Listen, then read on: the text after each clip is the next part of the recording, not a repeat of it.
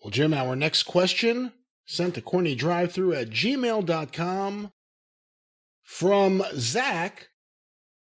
Ayo, Jim and Brian. Ayo! Given the nature of professional wrestling, it will attract athletic people, and in that crop of talent, you have outliers. Did you just say in that crap of talent? I said crop of talent. I thought you said crap of talent. I'll try this again. Ayo, Jim and Brian. Given the athletic nature of pro wrestling, it will attract athletic people, and in that crop of talent, you have outliers. One in particular was Lex Luger, who looked to be built like a super athlete, but wasn't noted as being able to sustain high performance at a certain pace. What in particular do you recall was ever the reason some wrestlers' cardio levels weren't up to par? And that was actually the subject line of the email. Is cardio tricky for wrestlers to maintain?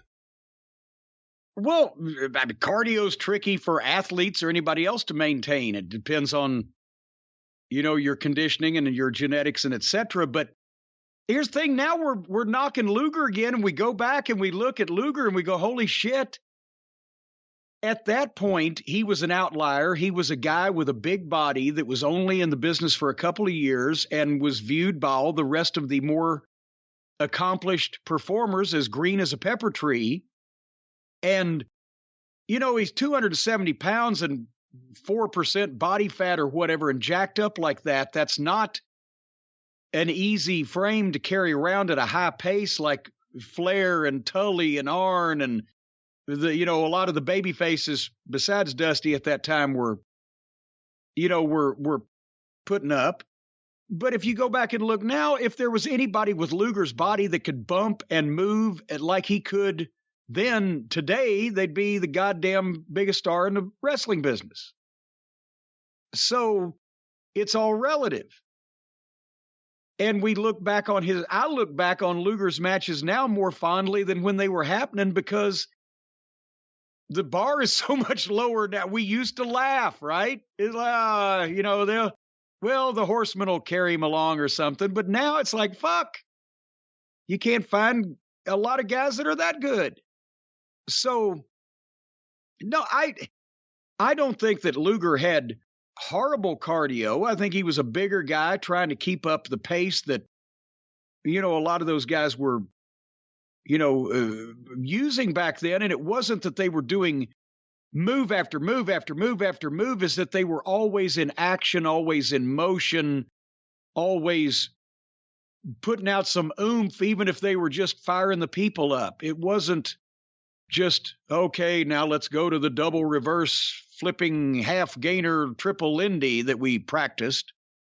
It was a steady, grueling, I'm on you. If you're the baby face and you're selling and the heel's getting heat on you, he's staying on you, he's being aggressive, you're having to fight back from underneath.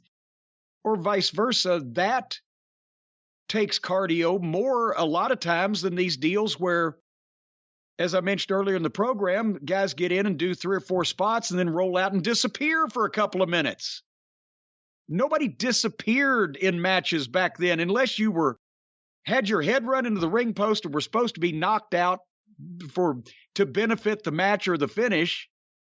You were in the match, at least watching the match, participating in it, a visual participant in the thing. So, no, they're doing a lot more now, but it was more aggressive and a better overall pace at that point, and guys needed cardio. But the bigger guys weren't going to be, and I mean, when you talk about Lex Luger's cardio, for heaven's sake, one of the nicest guys in the world, but the Warlord wasn't out there running any fucking sprints. When you had the real big beasts and the monsters, they didn't need cardio because they weren't working at that pace. Although I've mentioned Yokozuna. Underneath that 700 pounds was the most amazing 325-pound athlete in the entire world. The cardio just to get in the ring and do what he did was incredible because of the weight. And then, me, I'd work for 2.5 good solid minutes and I'd be ready to throw up. It just depends on the situation and what's going on and what your frame is. And there's always stories about Ric Flair, who was famous for working long matches or 60-minute matches, doing cardio no matter what the next day, the next morning after he was out partying. And I'm curious, with that in mind, he was always on the Stairmaster, people said. You ran a wrestling training school.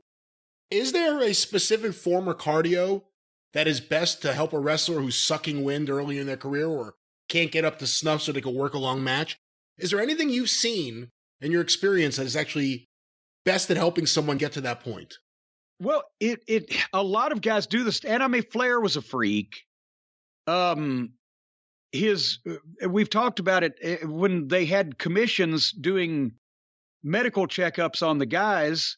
His was always the lowest resting heart rate in the locker room. He and Stan Lane would have a contest.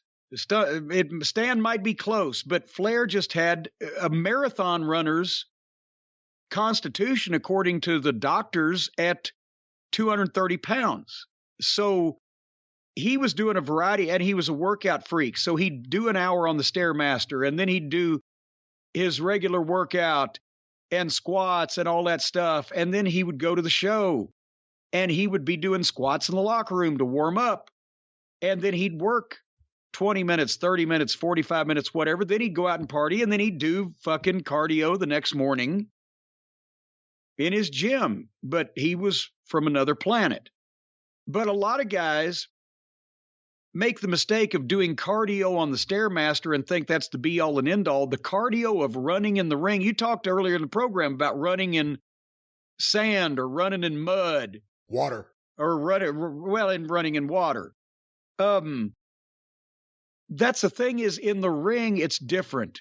So a lot of times it's getting in the ring and just doing the drills, doing a hit the ropes drop down or crisscrosses, or some of the drills that Rip Rogers used to fucking come up with, where one guy would get in the ring and everybody else in the class would feed for him to just do an arm drag, and he'd do 20 arm drags or just 20 whatever.